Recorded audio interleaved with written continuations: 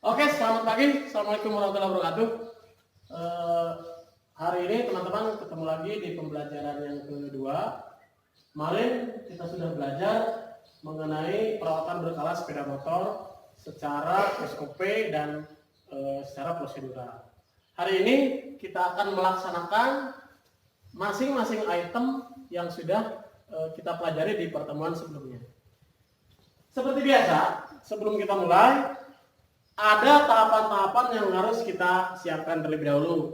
Di antaranya persiapan alat, kemudian persiapan unit, baik itu fender cover maupun steering cover, kemudian persiapan bike lift itu sendiri, dan persiapan mekanik itu sendiri.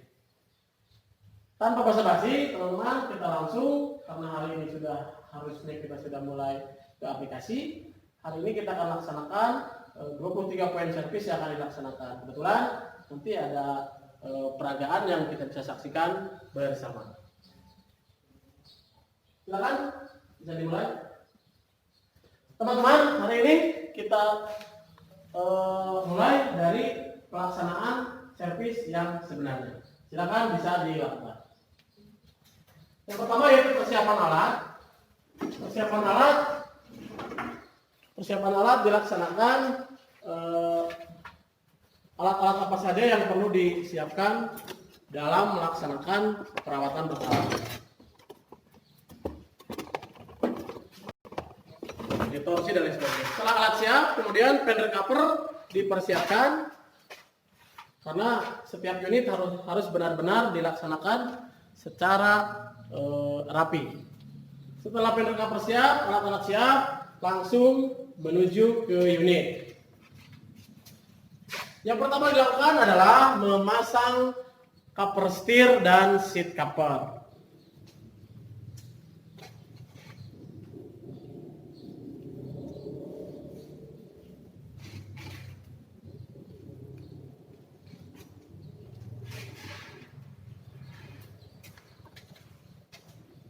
Unit yang kita gunakan hari ini unitnya Mio J.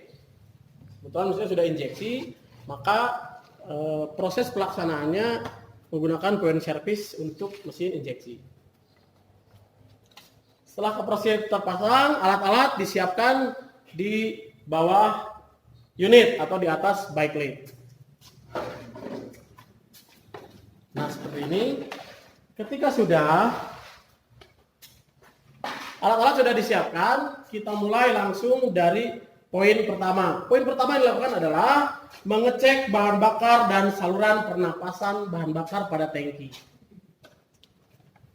Kenapa tidak SP7 dulu yang dilakukan? Karena bahan bakar ini sangat penting sekali. Yakinkan bahwa bahan bakar benar-benar ada di dalam unit. Kemudian seal-seal dan pernapasan pada tutup tangki juga sudah berfungsi dengan baik dan normal gitu.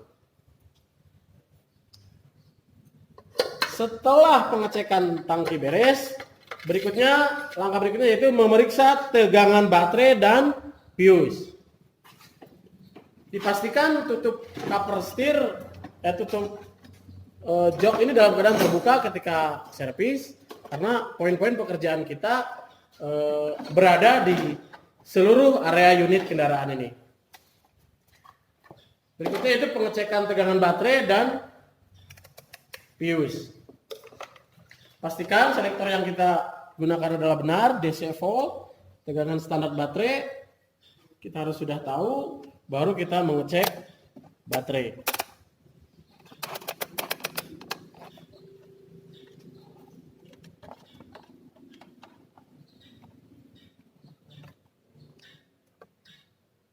Oke, dilakukan. Pengecekan baterai selesai. Berikutnya adalah pengecekan fuse. Selektor kembali dirubah ke posisi ohm atau posisi tahanan.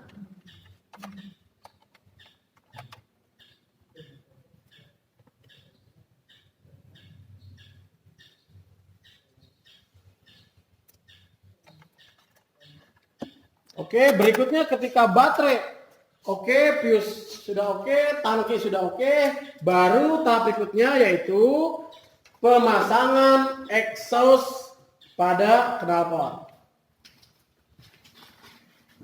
Jadi sebelum SP7 pastikan bahwa saluran pembuangan ini sudah benar-benar terpasang dengan baik agar tidak mengotori lingkungan. Langkah berikutnya yaitu pelaksanaan SP7 yang sudah kemarin dilaksanakan. Pelaksanaan SP7 sama persis dengan yang sudah pertemuan pertama dilaksanakan. Sebagai seorang mekanik kita harus tahu betul. Sebagai seorang mekanik kita harus tahu betul bahwa unit ini ketika sebelum diservis dan setelah servis ada perbedaan. Ini pelaksanaan SP7, pengecekan lampu, kemudian sinyal-sinyal.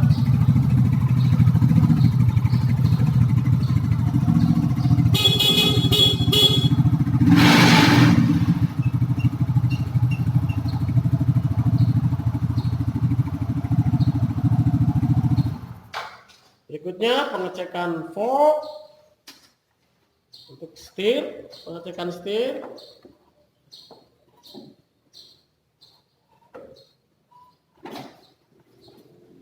Berikutnya pengecekan shock depan atau fork depan.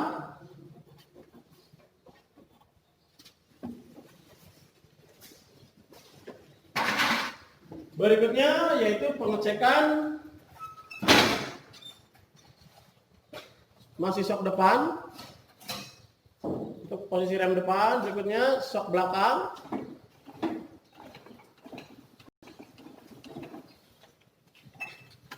Setelah selesai, standarkan kembali unit sepeda motor.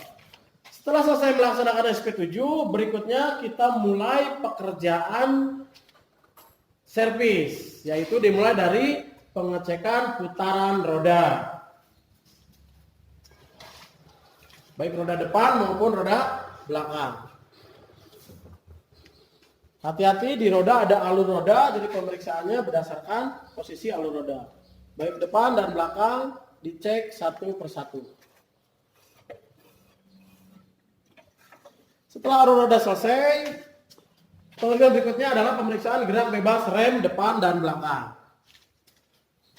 Pengecekan rem depan dan belakang menggunakan vernier kaliper ataupun menggunakan mistar baja. Pengecekan rem depan ini ditujukan untuk mengecek free play atau jarak bebas dari pedal rem depan maupun belakang.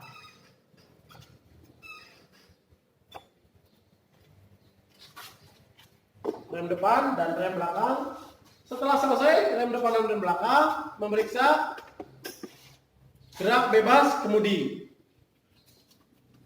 Gerak bebas kemudi pemeriksaannya sama persis dengan yang tadi di SP7. Ini gerak bebas ini kemudi akan diloncerkan, kemudian dia akan dilepas dalam hitungan 3 detik. Dia harus bergerak ke kiri atau ke kanan. Itu standarnya.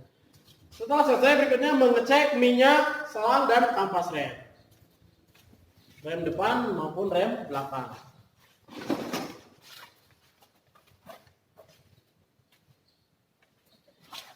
Pengecekan kampas bisa dilaksanakan secara visual, kemudian pengecekan selang-selang rem, kemudian pengecekan tangki reservoir dari minyak rem. Setelah selesai, berikutnya yaitu pemeriksaan gerak bebas throttle atau pemeriksaan gerak bebas gas menggunakan vernier kaliper. Ini pelaksanaannya, jadi pastikan gerak bebas ini sangat sensitif sekali dan nilainya standarnya kecil sekali.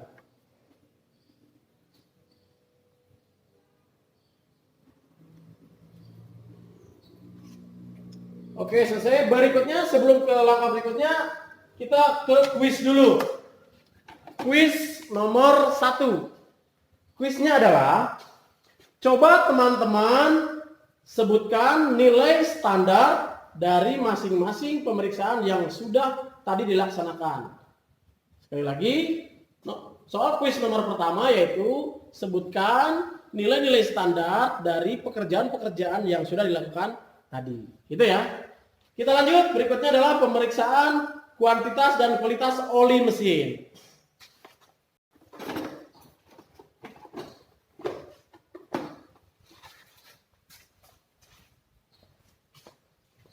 Pemeriksaan oli mesin ini menggunakan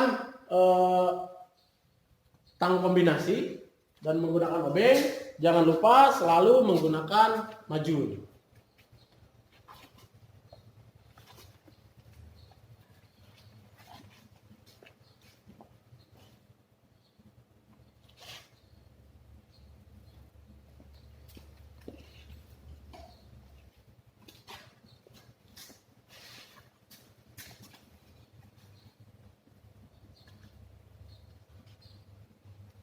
Ini pengecekan oli mesin.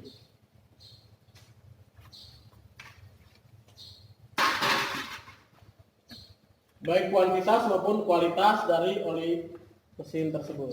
Di sana ada stick oli, standarnya bisa dilihat dari garis-garis yang ada di sana. Ada upper, ada lower, kemudian ada tengah-tengah. Nah, kurang lebih seperti itu.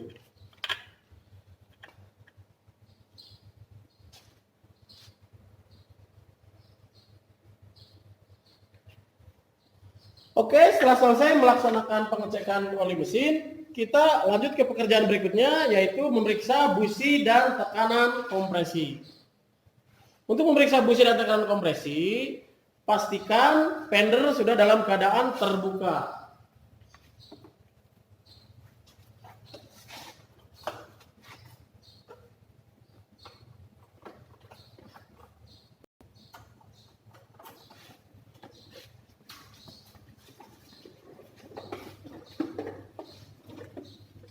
Untuk pengecekan busi dan kompresi ini bisa dilakukan satu kali jalan. Artinya ketika kita membongkar busi, kita bisa langsung melaksanakan tekanan kompresi. Setelah beres baru memasang kembali busi dan menutup kembali cover. Itu barangkali. Lanjut ke pekerjaan berikutnya, yaitu memeriksa aliran oli. Proses pemeriksaan aliran oli yaitu dari percikan oli yang ada pada saat tutup cover ini kita buka, kemudian motor harus dihidupkan tanpa di electric starter, harus di kick starter. Tujuannya adalah agar proses pelaksanaan ini tidak mengganggu sistem yang lain. Lanjut ke tahap berikutnya, yaitu pemeriksaan celah klep. Bisa dibuka dulu ini. Pemeriksaan celah klep, cover dipastikan harus dibuka. Sama tadi seperti pemeriksaan busi dan kompresi.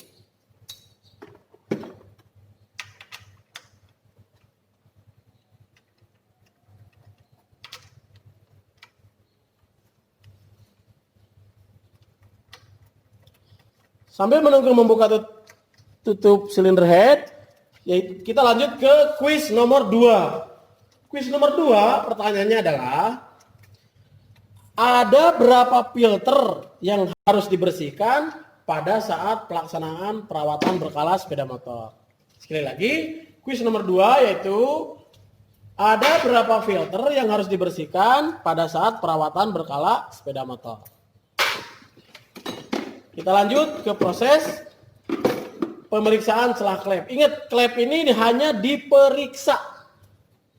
Jadi kita bukan berarti setiap unit yang datang kita servis harus di setel. Belum tentu, karena bisa jadi unit yang ada di servis ini penyetelannya sudah masih bagus, kita perlu memeriksa dan memastikan saja.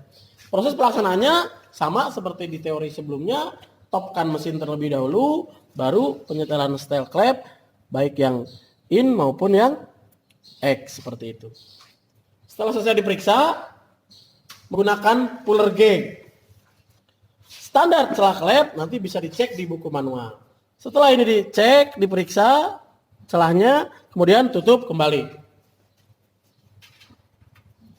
Pastikan menyimpan semua komponen dan sebelum memasang, bersihkan setiap komponen, penempatannya pun harus sesuai dengan posisi yang benar, karena itu adalah bagian dari SOP.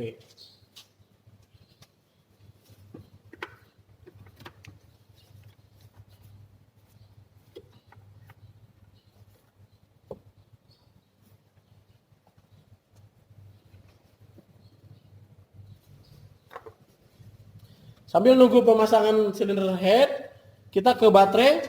Berikutnya ke kuis nomor 3. Di sini ada baterai teman-teman. Ini kebetulan menggunakan baterainya baterai kering. Pertanyaan kuis nomor 3 adalah, coba teman-teman sebutkan perbedaan baterai kering dan baterai basah yang menggunakan air acu, serta kelebihan dan kekurangannya masing-masing. Jadi pertanyaan kuis nomor 3 yaitu, sebutkan perbedaan baterai kering dan baterai basah, serta kekurangan dan kelebihannya masing-masing. Oke, pemasangan silinder head sudah hampir beres. Langkah berikutnya, pekerjaan berikutnya yang harus kita lakukan adalah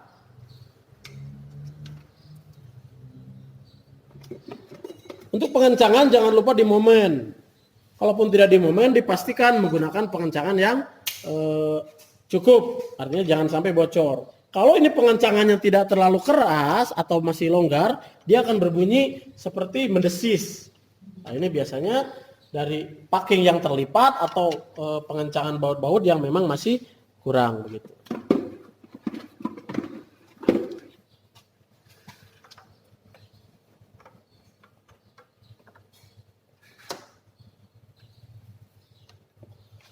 Baik, setelah selesai berikutnya kita akan pekerjaan berikutnya yaitu mengecek oli gear atau oli gardan yang berada di belakang.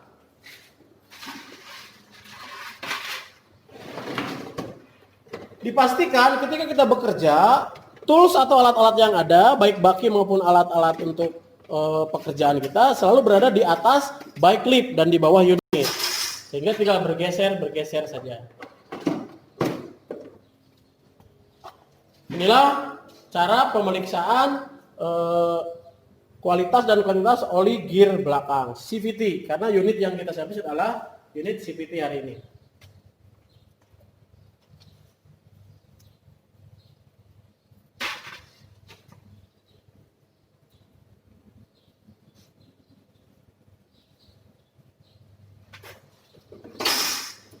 Jangan lupa majun seperti biasa. Untuk pengecekannya bisa menggunakan obeng yang kecil.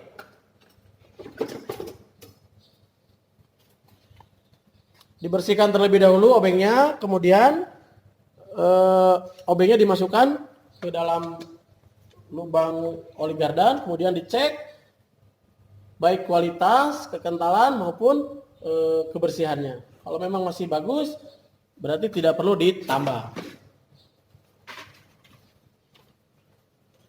Setelah pengecekan oli gear, berikutnya adalah memeriksa filter udara. Nah, ini pekerjaan yang ada di CVT. Karena untuk yang motor bebek tentunya beda lagi prosesnya. Karena untuk bebek posisi filternya berada di depan, kalau yang CVT filternya berada di samping. Ini teman-teman, berikutnya kita akan membersihkan atau mengecek dan memeriksa filter udara. Sekaligus membersihkan filter CVT. Jadi sekali jalan kita bisa dua pekerjaan bisa terlaksana.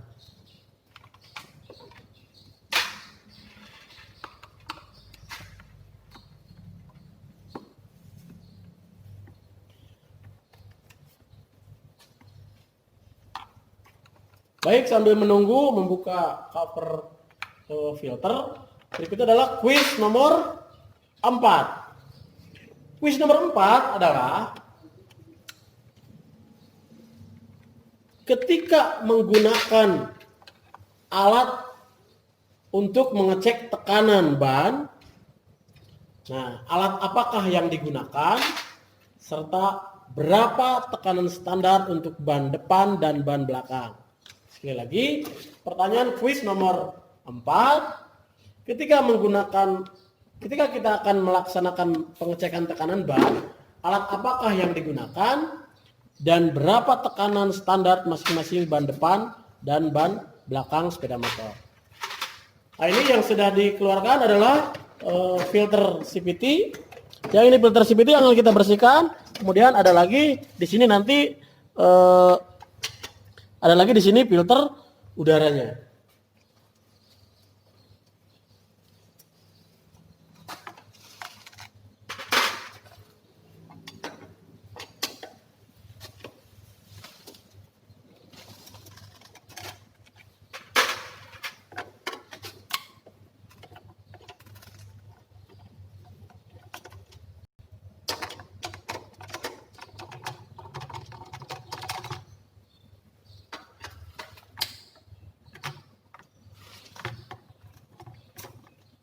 Nah, nanti teman-teman harus pastikan bahwa ketika kita membersihkan filter ini, ini ada dua bagian, ada bagian belakang, bagian depan. Bagian depan ini adalah bagian di mana debu dan kotoran masuk lebih awal, sehingga ketika membersihkan kita harus menyemprotnya dari arah berlawanan, dari arah sebelah sini, sehingga kotorannya nanti bisa keluar dari sini, seperti itu. Yang berikutnya yaitu filter CPT. Filter CPT biasanya terbuat dari semacam busa, dan ini tidak perlu dibersihkan menggunakan angin, cukup dilap atau menggunakan air biasanya. Kalau tidak air berarti menggunakan sabun, seperti itu. Membersihkannya menggunakan airgun. Ada airgun di atas, kemudian tinggal dibersihkan dari mulai rumah CPT. Membersihkan filter dipastikan tidak merusak lingkungan, maka dibersihkan di depan corong yang disalurkan ke exhaust. Jadi langsung dibersihkan di sebelah sana. Ingat, dari arah belakang dibersihkan, dipastikan bahwa apa yang dibersihkan ini tidak berhambur kemana-mana. Setelah selesai, kita siap untuk merakit kembali.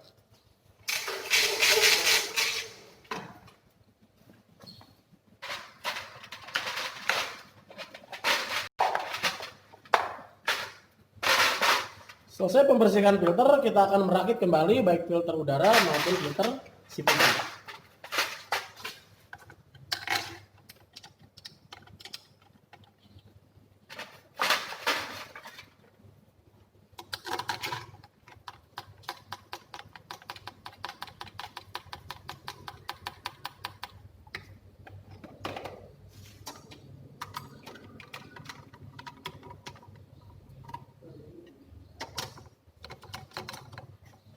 Oke, sambil menunggu pemasangan filter dan covernya, kita lanjut dulu ke kuis nomor 5. Ini kuis terakhir di pertemuan kedua.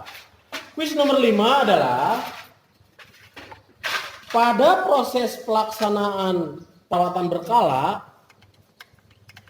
komponen apa saja yang boleh disetel atau diservis menggunakan standar yang ada. Sekali lagi pertanyaannya, pada perawatan berkala sepeda motor, komponen-komponen mana saja yang harus dilaksanakan penyetelan atau pelaksanaan penyetelannya harus sesuai standar manual book.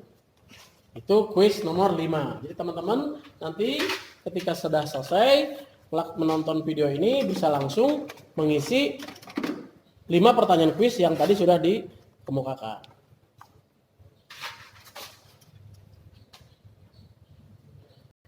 Setelah pemasangan filter ini selesai, langkah berikutnya yaitu pada proses perawatan berkala pengencangan baut-baut pengikat dengan menggunakan torsi atau momen kunci momen. Baut mana saja yang dikencangkan? Yang pertama ada silinder cover head, tutup silinder head, kemudian as roda depan dan belakang, kemudian baut penyangga knalpot, kemudian baut suspensi belakang. Jadi pastikan ketika unit setelah kita beres servis, benar-benar memang pengencangan baut-baut dan murnya sudah sesuai dengan ketentuan, sehingga safety untuk digunakan dan nyaman untuk dikendarai. Berikutnya yaitu proses pengencangan baut-baut menggunakan kunci momen. Yang pertama adalah pengencangan silinder cover head.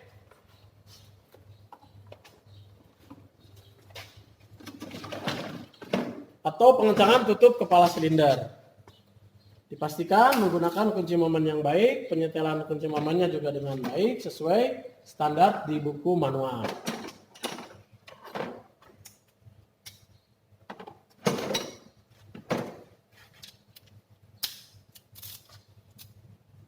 Setel dulu, jangan lupa sesuai standar yang ada di buku manual.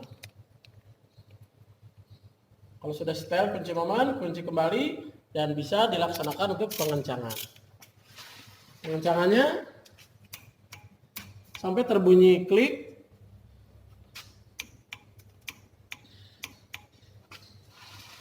Berikutnya yaitu pengencangan baut as roda depan dan belakang.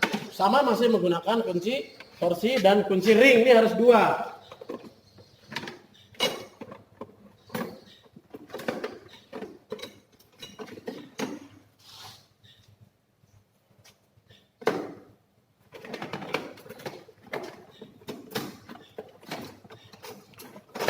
Untuk teman-teman ketika melaksanakan proses perawatan berkala, pastikan semua proses dilaksanakan dengan benar dan sesuai standar di manual book agar hasil performa penyetelan bisa sesuai dengan harapan konsumen dan kenyamanan berkendara.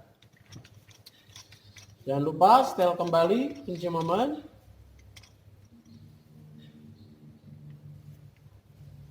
Kalau sudah dikunci, kemudian lakukan pelaksanaan pengencangan baut roda depan sampai terbunyi klik 3 kali. Lanjut ke roda belakang. Roda belakang karena torsinya beda dengan yang depan, maka harus di setel kembali.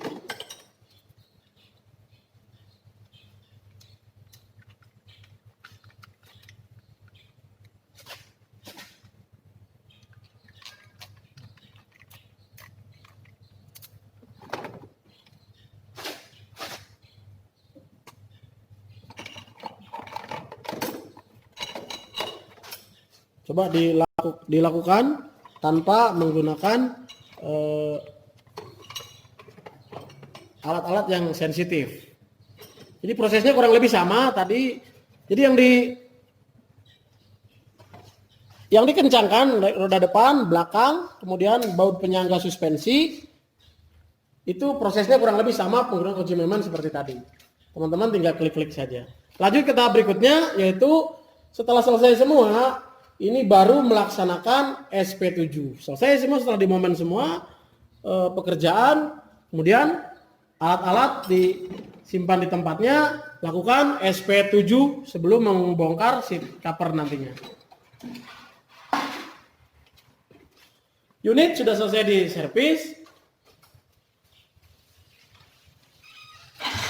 Sekarang sudah melaksanakan SP7 kembali setelah tadi proses pelaksanaan servis sudah dilaksanakan sesuai dengan petunjuk yang ada di manual. Ini sama seperti tadi yang dilaksanakan. Kenapa harus adanya SP7 atau pelaksanaan final check lagi? Memastikan bahwa unit yang sudah kita perbaiki ini benar-benar sesuai standar, sesuai kenyamanan, dan sesuai keamanan. Setelah selesai SP7, kemudian idealnya adalah cek jalan terlebih dahulu. Nah, jadi teman-teman setelah beres SP7 pengecekan secara langsung. Oke, setelah selesai, kemudian bisa dibongkar kembali cover sheet dan setir covernya. Kemudian tools dan lain sebagainya sudah bisa dikembalikan lagi ke tempatnya dan unit sudah dianggap selesai dan bisa serah terima dengan konsumen.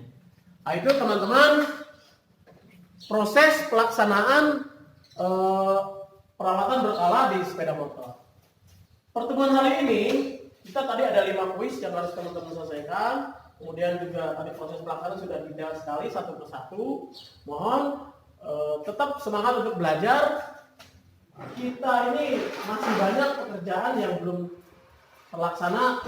Setelah ini servis ringan, servis berkala untuk proses pengecekan servis ringan. Beda lagi nanti dengan overhaul, kemudian penggantian part yang urgensi, kemudian ada juga nanti proses-proses seperti yang ada di depan teman-teman ini. Minggu depan kita akan lanjutkan lagi. Sampai jumpa di pertemuan berikutnya. Teman-teman terima kasih. Hari ini pertemuan hari ini selesai. Silakan tadi kuisnya dikerjakan. Minggu depan kita akan sambung lagi di video berikutnya untuk pembelajaran di pertemuan yang ketiga. Terima kasih, tetap semangat. Salam. Assalamualaikum warahmatullahi wabarakatuh.